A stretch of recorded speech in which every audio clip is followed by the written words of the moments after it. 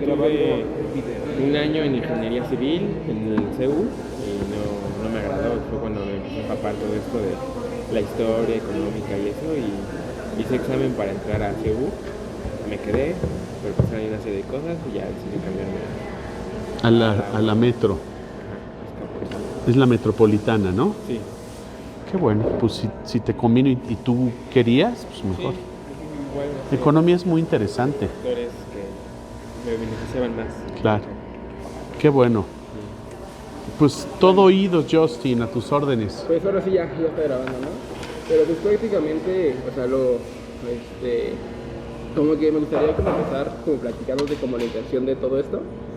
Y principalmente mi intención con esta, más que entrevista, es como una plática, es como tratar algunos ciertos temas que yo, de hecho la primera vez que entré a la academia, entré porque esta es mi segunda vuelta, por así decirlo. Ok.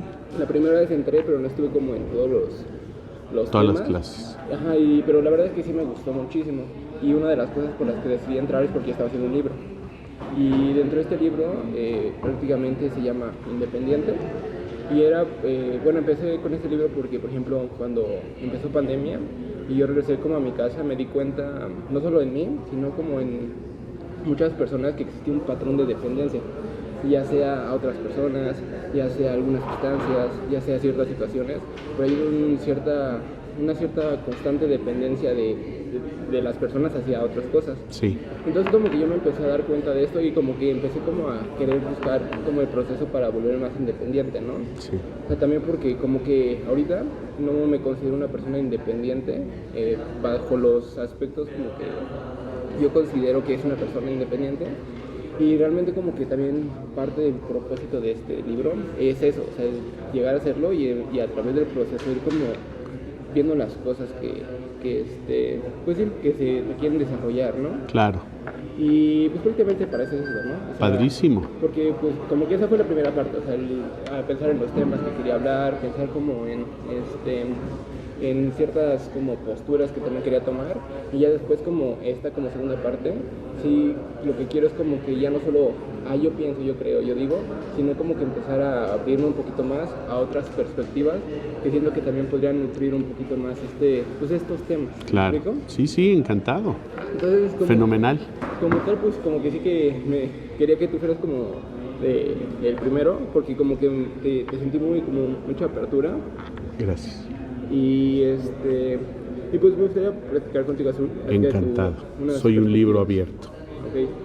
Para ti, ¿tú te consideras una persona independiente? Sí, soy una persona independiente.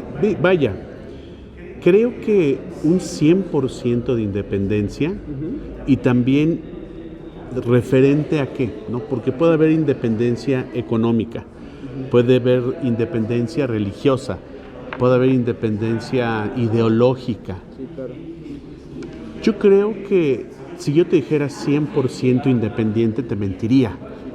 Siempre voy a tener algún apego a algo. Y si tengo un apego, por ejemplo, a mis hijos, que son ya jóvenes, ¿no? O una dependencia a mi lugar de trabajo, a la oficina donde trabajo. Tengo una dependencia porque es mi trabajo y de ahí tengo mis ingresos, ¿no?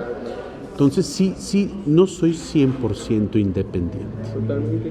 Y como dices en ese aspecto, o sea, también como que yo me di cuenta que la independencia puede sonar como una utopía, porque vivimos somos una especie social. Sí. Desde ahí. Claro. O sea, no podemos ser totalmente individualistas, y yo me di cuenta en ese momento, porque pues a veces cuando tú piensas que yo voy a ver por mí, yo solo voy a por mí, y te vuelves como totalmente individualista, como que también parte de ti siente que le hace falta algo, que Sí. son esas relaciones que nos hacen falta como para Lo también. relacional. Exactamente. Entonces, Muy bien. Como dices, pues sí, como que por ejemplo, yo también veo la independencia como un paso a lo que realmente es como lo funcional, que es la interdependencia. Que es la cuestión de la independencia. Yo me hago responsable de mí, yo me hago responsable de lo que me corresponde, pero ya es un paso, porque pues como te digo, o sea, no vivimos en una sociedad individual, sino en una sociedad colectiva. Entonces, yo creo que una vez es hacerte responsable de ti, de tus responsabilidades, de tus necesidades, y una vez ya que tú estés en esa posición de independencia, ya poder pasar a la interdependencia y ya no pensar en un yo, sino en un nosotros. Claro. ¿Me explico? Sí. Entonces, como tal, ese es como el proceso que me interesa, ¿no? Y algo que yo me di cuenta, y no sé cómo lo veas tú, es que todo empieza con un proceso de conciencia. Porque muchas veces es como, por ejemplo, cuando una luz está parpadeando, ¿no? O sea, igual no te das cuenta, pero ya cuando te das cuenta ya no puedes dejar de notarlo. Yo creo que así pasa mucho con la conciencia, que es este darte cuenta de, ¿no? Y quería preguntarte si tú en algún momento pasaste por eso, decir, creo que yo necesito empezar a hacerme cargo de mí porque nadie lo va a hacer. Sí. Vaya, me di cuenta en un proceso, digo. Cuando era más chiquito no me daba tan cuenta como cuando ya era jovencillo, como adolescente, joven, un joven maduro y un hombre maduro. Sí, yo me he dado cuenta yo he ido generando mi conciencia a lo largo del tiempo, a lo largo de los años, ¿no?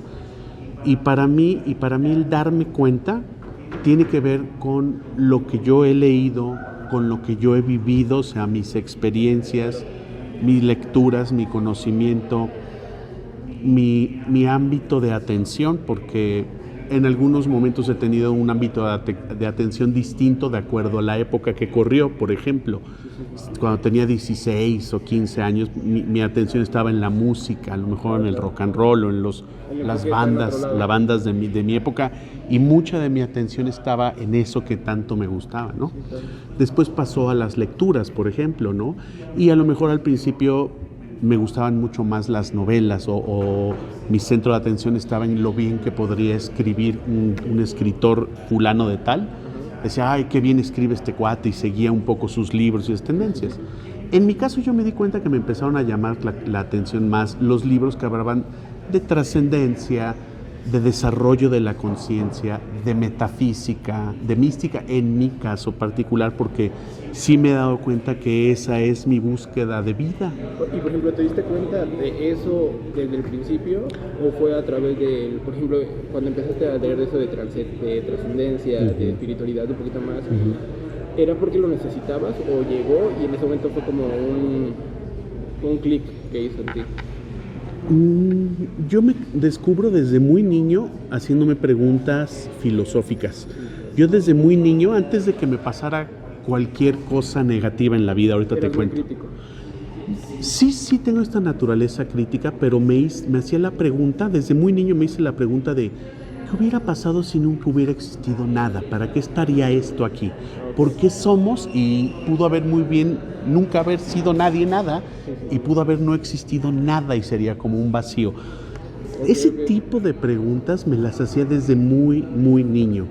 ¿Por qué? No lo sé. Ya venía con eso. Es muy metafísico. Es muy metafísico. Yo me hacía ese tipo de preguntas, ¿no? Que pues para mis amiguitos o para mis papás o etcétera podrían parecer alguna tontería, alguna cosa muy rara, pero siempre me hice preguntas que tenían que ver con el por qué estamos aquí, o de qué es esto, por qué sirve esto, ¿no? Esa es una pregunta que me hice desde niño. Yo, o sea, tendría 6, 7 años cuando me hacía este tipo de preguntas, ¿no? Los libros que me fueron permeando, que me fueron llamando la atención, sí tuvieron que ver con sensibilidad, con desarrollo de la conciencia, algunas cosas espirituales, que también a la par, te digo, de novelas o de música o de lo que en mi generación nos marcaba, a lo mejor los 80s, los 70s, 80s, a lo mejor a veces en el ámbito político, a lo mejor todo el contexto, ¿no? Pero sí tuvo que ver con mi búsqueda innata o con la que yo ya me sentí que venía desde niño, pero también tuvo que ver con sufrimiento, en el sentido de que un despertar fuerte en mi vida fue cuando tuve una pérdida de una figura materna. No mi mamá como tal, pero una figura materna muy cercana a mí se fue. Y yo tenía 13 años. Y a partir de ese momento me volví todavía más crítico de las cosas, empecé a cuestionar más. Muy mental. Sí, era mental, decía, ¿qué es este absurdo de vida, no? ¿Por qué estamos aquí? Queríamos razonar todo lo que estaba pasando, ¿no? Claro que había rebeldía, había dolor, no me sentía cómodo en ese momento, que, pues, estás lleno de muy sensible, cambios, ¿no? A esa edad me empecé a dejar el pelo largo y empecé a rockear a los 13, ¿no? Pero era mucho por esta rebeldía y esta no aceptar mi situación, no sabía cómo manejar un abandono en ese momento, ¿no? Okay. O sea, sí te resististe mucho a trabajar el duelo que había en ese momento. En ese momento no me di cuenta del duelo, pero hice una promesa muy fuerte. Todo esto te lo cuento porque como he pasado por procesos terapéuticos, porque además de administración de empresas, yo estudié psicoterapia Gestalt. Busqué la psicología después en mi vida, pero ya en mis 30 años. Okay. ¿Qué estudiaste tú? Administración de Administración de empresas. Y después como que a través del tratar a las personas te diste cuenta que... Siempre fui desarrollando esta sensibilidad. Sobre todo a los 24 años fui a una primera terapia. Okay. Y a partir de mi primera terapia y cuando me di cuenta todo lo que me había ayudado y aportado esta terapia en mi darme cuenta por qué bebía o por qué era rebelde o por qué no me comprometía con cosas. Sí. ¿No? Esta primera terapia me hizo darme cuenta de qué pie cojeaba y cuáles eran las cosas que habían definido como mi infancia y mi primera adolescencia. Mi primera terapia me hizo darme cuenta de mi mapa interno de cosas que me habían sucedido. Entonces me hizo muy benéfica esta primera terapia. Y de ahí todavía robustecí mi búsqueda porque también una cosa que yo te puedo decir que a mí me pasó desde chiquito es que nunca me sentí un pez en el agua. Todavía sigo sin sentirme un pez en el agua completamente.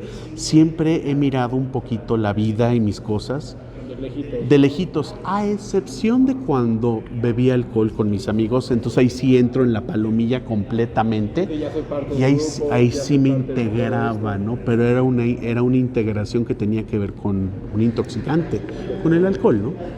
Esa es mi experiencia, ¿no? Okay. Y por ejemplo, o sea, porque creo que desde mi perspectiva todo empieza desde un punto de conciencia, pero también, como bien lo dices, hay un punto que es también esta cuestión de la conciencia, que es el autoconocimiento. Sí. Porque también, ese yo creo que también parte del principio de esto, porque pasa que mucha gente no se conoce, mucha gente no sabe quién es, no sabe por qué se siente como se siente, no sabe. Y de hecho yo creo que también de los temas que más trato son las creencias, porque las creencias moldean tu realidad en todo aspecto. Claro. Y yo creo que si empiezas este punto de no te conoces, no pasas ese proceso, que es un proceso, como dices, de que muchas personas como que se quedan en el sufrimiento para no vivir ese proceso de autoconocimiento, porque pues no creo que sea fácil, o sea, porque es que tal vez esto no me gusta de mí, o no quiero aceptar esto de mí, o esto me da miedo el saber que esto pues también es parte de mí, como lo decía creo que Jung en La Sombra, ¿no? Sí. Esa cuestión tu personalidad sombra. Exactamente. O sea, esto que tal vez no nos agrada, pero también está ahí. Sí. Y tenemos que vivir este proceso de conocernos para poder entendernos. Aceptarnos. Y aceptarnos. Es importantísimo esto que dices, la aceptación y conocer, como dices. Hay muchas personas que a lo mejor no quieren entrarle al toro por los cuernos para ver su propia realidad y aceptarla. O quieren pasar tangencialmente por los problemas y no son capaces. Muchas veces, yo te diría que la mayoría de las personas sí intuimos, si no es que sí vemos directamente los problemas que están casi quemándonos, ¿no? En la casa, las relaciones del hogar, las relaciones del colegio, las relaciones del trabajo. Creo que todo el mundo las podemos ver, pero unos tienen mayor capacidad de aceptarlas, que es lo que estamos diciendo, y de enfrentarlas y tratar de hacer algo para que esta ola no te revuelque posteriormente, ¿no? Y no lo evadas, ¿no? También vas a saber, o debemos saber, que hay perfiles distintos. Hay personas que no tienen un perfil de encarar las cosas, sino tratan o de acomodarse, o tratan de pasar sin ser dañados, o tratan de pasar por la tangente sin tocar el dolor.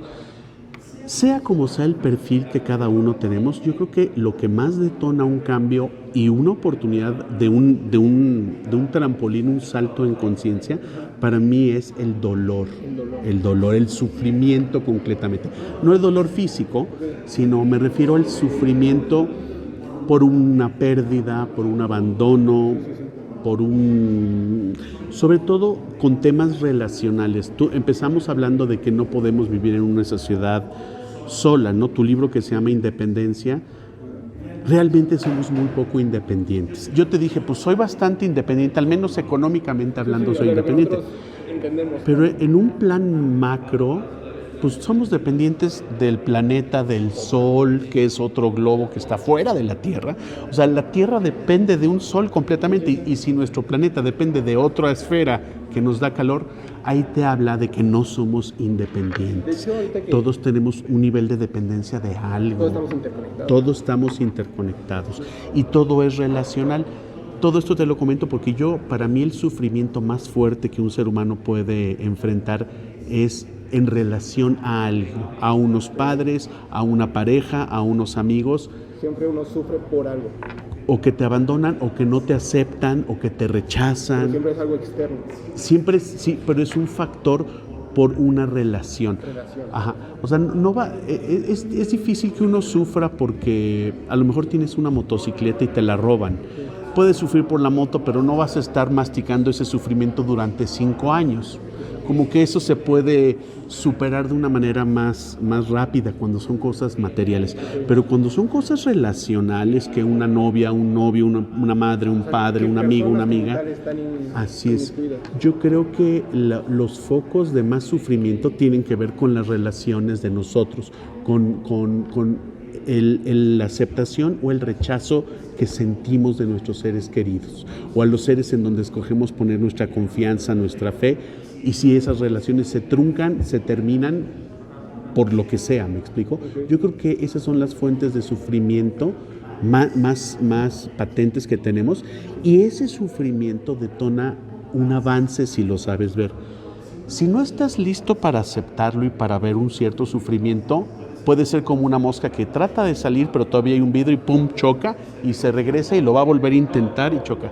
Pero en un momento dado esa mosca se puede dar cuenta que hay una rendija o hay una parte abierta y sale porque lo está intentando. Sí, que ese proceso de aprendizaje, ¿no? Cuando haces consciente un dolor, cuando ya sabes de dónde viene, cuando ya tienes clara la fuente, porque muchas veces no tenemos clara la fuente, ¿por qué soy como soy? ¿Por qué soy distraído? ¿Por qué esto no me importa nada? ¿Por qué no me importan estos amigos que tengo? O sea, muchas veces tardamos un tiempo en darnos cuenta cuál es la fuente de nuestros sufrimientos, ¿no? Pero yo te puedo decir, en mi experiencia, que la principal fuente de sufrimiento tiene que ver con las relaciones entre personas. Curioso. O sea, porque, por ejemplo, algo que me he dado cuenta con esto que dices del sufrimiento, que es la única forma como de darte cuenta o de salir incluso de ese mismo sufrimiento, es que muchas personas, por miedo a sufrir, perpetúan su sufrimiento. Así es. O sea, que es como, decir, no quiero sentir feo, no quiero sentir feo. No quiero que esta novia me deje, y como no quiero que me deje, voy a hacer todo lo que ella diga que haga, aunque a mí no me guste. Totalmente. Voy a aguantar todos sus malos tratos, aunque a mí no me gusta o que yo me sienta incómodo. Sobre todo, más que en una relación de pareja, esto se da con los padres, ¿no? Tenemos algunos casos de compañeros que nos están diciendo que hay un maltrato por parte de los padres, pero aún con ese maltrato tan pesado no se atreven a cortar esa relación porque está tan cercana esa relación, como está tan implícita dentro de nuestro núcleo de afectos, sí, lo normalizamos tanto. No lo normalizamos y no nos atrevemos a moverle por ahí. Mejor aceptamos a la mamá, al papá, al tutor, al tío, a la abuela, al abuelo, como es. Y no tenemos la capacidad de ir a un lugar en donde busquemos mejores tratos. Tratos de más respeto, tratos de aceptación, etcétera, etcétera, ¿no? O sea, buscar lo que necesitamos. Lo que necesitamos. De hecho, eso que dices también lo trato aquí en el libro, y es acerca del contexto. O sea, porque por mucho que, por ejemplo, yo quiera estar motivado y querer, voy a salir adelante, voy a echarle ganas, voy lo que sea, si mi contexto, que es todo lo que me rodea, no va como acorde a eso, muy seguramente también me va a costar trabajo. Sí. Lo que decías el otro día, o sea, por ejemplo, si yo quiero dejar de tomar y mi contexto es, voy con los amigos y vamos a ir a echar chelas y vamos a un bar, o sea, muy difícilmente voy a cambiar este ritmo con el mismo contexto. Sí. Aquí el chiste es, por ejemplo, yo lo veo en mi familia. Mi familia llega a ser un poquito muy negativa. Pero al principio, como que yo era como de, yo lo veía, lo identificaba, pero como que yo decía, yo no soy así, ¿no? Y pasaron los años, y yo inconscientemente ya tenía ciertas actitudes igual. Ese patrón de conducta. Exactamente, porque el contexto influye. Sí, mucho. Sí, totalmente. Otra cosa que te quiero decir, Justin, es que todo lo que nos sucede es pedagógico, es para conseguir un aprendizaje. A veces te puede suceder algo y no lo aprendes a la primera, hasta que vuelves a reiterar en una relación muy similar con la que tuviste problemas, de repente buscas el mismo perfil de pareja y te das cuenta que es el mismo patrón, y entonces cuando ya te das cuenta y ya terminaste de sufrir lo suficiente, a veces uno todavía no se da cuenta y dices, no, a ver, voy a volver a buscar en este patrón, voy a volver a ver si es cierto, ¿no? Pero ya cuando te das cuenta es cuando de verdad viene el aprendizaje y dices, este perfil de persona, no, ya aprendí que no puedo seguir insistiendo en este camino, que tengo que tomar otro camino o que tengo que tomar otra decisión. Hay personas que pueden darse cuenta de que un camino o un patrón no les conviene muy rápido. Y habemos personas que nos tardamos muchos más años o mucho más tiempo en darnos cuenta que un patrón o un camino no nos conviene.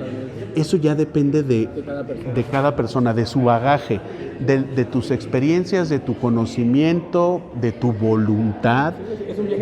Es un viaje personal que ya implica otros factores, ¿no? Pero de lo que se trata es aprender. Cuando tú ves que una relación que no se dio o un abandono que te sucedió tiene un aprendizaje implícito, hay la sanación o el irte adelante a otro nivel de conciencia y a otro nivel de vida, a otro nivel con más libertad, sin resentimientos, sin odios, con mayor perdón, con mayor entendimiento de lo que te pasó.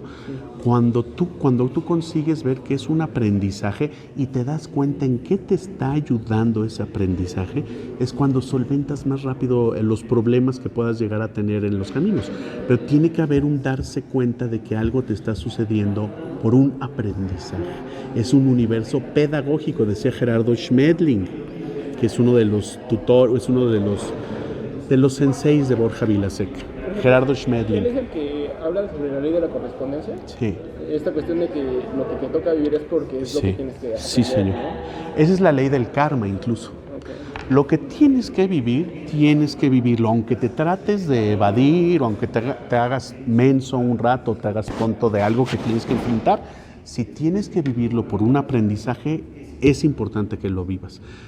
A lo que voy es que no toda la gente tiene la capacidad de aprenderlo a la primera. Sí, no. Hay veces que tenemos que reiterar en un sufrimiento o en un conocimiento para irlo aprendiendo, para irlo asimilando, porque el verdadero aprendizaje es asimilar las cosas, es aprender con H. Hay una palabra que no es nada más aprender como la conocemos, sino hay una que se llama aprehender con una H intermedia. Y aprender quiere decir asimilar, cuando realmente ya te cayó el 20, como decimos coloquialmente, cuando realmente ya encarnas algo y dices, sí, pues sí, la verdad es esta.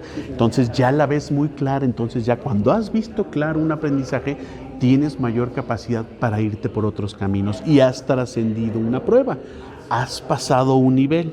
Así tal cual que en los videojuegos, hasta que no le macheteas para matar al malo del nivel 2, ¿no? Que tienes que matar al dragón y brincarle, hasta que tú sabes cómo hacerlo, es que no acceses al nivel 3. Es un poco un ejemplo burdo el que estoy poniendo, pero es real. No, pues es que así es. Siempre hay sinodales, o sea, siempre hay personas que nos van a retar, pero todos estos retos tienen que ver para aprender y para acrecentar la conciencia y para ser un poquito más independientes en la parte personal, pero también acceder a una interdependencia social, que eso sería una sociedad sana de individuos conscientes, de individuos que nos aceptamos, que acepto tu perfil y tú aceptas el mío, y entonces podemos coincidir y convivir y no estás tú machacándome con un detalle, un defecto que tengo, ¿no? Desde el ego, exactamente. Sí. Y por ejemplo, ¿tú cómo ves esta cuestión de que ya me hice consciente de cómo soy, los ciertos patrones que traigo, las situaciones que repito? Ahora, ¿cómo empiezo como a cambiar mis creencias en ese aspecto? Porque las creencias, o sea, está bien curioso porque una creencia muchas veces no eres consciente de eso. Sí. O sea, la mayoría de las creencias son como raíces que ya están. Están subconscientes o están inconscientes. Eso es. Depende de cada individuo qué tan arraigadas estén estas creencias en tu ser. Yo puedo tener creencias muy arraigadas que ni siquiera me doy cuenta que son creencias arraigadas. Definitivamente puedo tener unas tan subconscientes o tan inconscientes que ni siquiera las puedo mencionar. Sí. Como otras ya me di cuenta y yo ya estoy alejándome de cosas que sé que ya no quiero ni me conviene, ¿no? Por ejemplo, estas creencias, yo tengo un grupo de amigos de toda la vida, desde niños, adolescencia, juventud y hasta esta edad madura, ¿no? Y yo ya tengo claro algo, era una creencia de cómo vas a dejar ese grupo de amigos, si son tus amigos de toda la vida, eso podría parecer... Sigue habiendo un apego, pero ya no está tan fuerte ese apego, porque ellos siguen haciendo cosas que a mí ya no me gustan hacer. Ellos siguen hablando de temas que a mí ya me da flojera hablar. Sí, ya no estás en esa misma sintonía.